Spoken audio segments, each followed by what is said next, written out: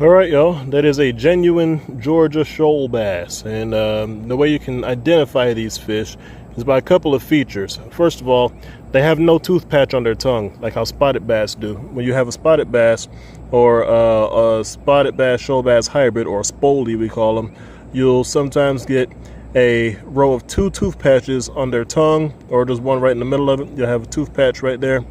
Another feature you can identify a shoal bass versus other bass is that he has no spots on his belly or alongside his sides going down his body.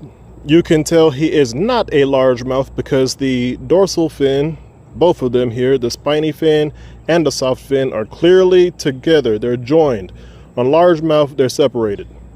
Spotted bass, you'll have rows of spots, and those hybrids of spotted bass and shoalies, you'll get those spots that roll down their sides as well.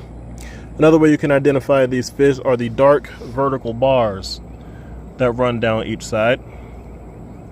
Those are good ways to identify them. Also, they've got a spot at the base of their tail. You can see it gets kind of dark right there on both sides.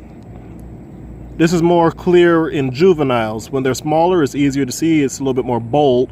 But right there at the base of the tail, they've got a real dark blotch right there. Also, you can tell by their range. Shoal bass only exist in a few places in the world.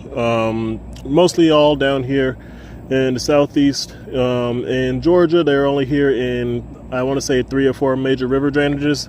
In the Chattahoochee River, the Flint River, the Ocmulgee River, like I'm here today. There's a handful in the Yellow River. And there's some up in northern Florida, and just a teeny bit of them over in Alabama. That's it. If you're outside of that range, you ain't catching any shoal bass. But these are very special fish.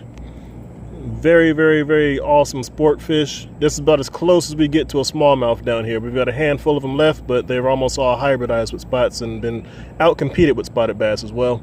So this is about as close as we get to a smallmouth down here in Georgia anymore, but awesome fish. Very, very special fish. Now we're gonna let him go.